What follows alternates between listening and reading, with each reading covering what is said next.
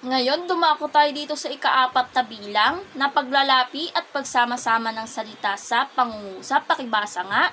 Ito ang pagkakaroon ng iba't ibang pagpapakahulugan sa salita kapag nilalapian. Maraming salamat sa pagbasa. Ngayon, dumako tayo sa halimbawa. Pansinin nyo, mata lamang ang walang latay. Ibig sabihin daw ng mata lamang ang walang latay ay sobra ang natanggap na pananakit. 'Di ba? Ibig sabihin may physical na pananakit. Naintindihan ba? Sa ikalawa naman, lagi na lamang akong minamata ni Nene. Ang ibig sabihin daw nito ay nang-aapi o mababa ang pagtingin. Diba? Ibig sabihin, hinuhusgahan niya ang kanyang kapwa. Sa ikatlo naman, matalas ang mata ni Totoy. Diba?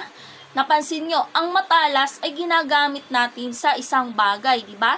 Hindi naman natin to pwedeng bigyan ng direktang pagpapakahulugan, tama ba?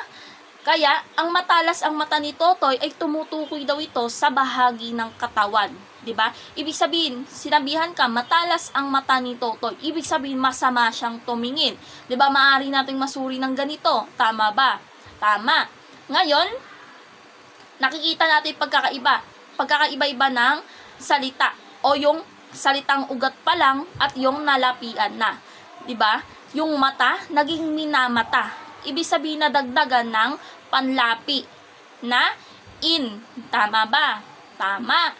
Ngayon, dumako tayo sa mga halimbawa. Yung saya, naging masaya. Anong panlaping nadagdag? Tama. Ang panlaping nadagdag ay unlapi na ma. Ang laro ay naglaro. 'Di ba? Ang nadagdag na panlapi ay nag. Ang uri ng panlapi na iyan ay unlapi. Samantalang ang kain ay kumain. Anong panlaping nadagdag? Tama, Anong antas sa panlapi ito? Tama, no? Ang antas ng panlapi na ito ay gitlapi.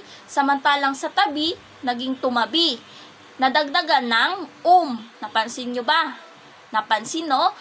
Samantalang yung ito ay isang gitlapi. Tama. Yung bayani, naging bayanihan. 'Di ba? Nadagdagan ng han.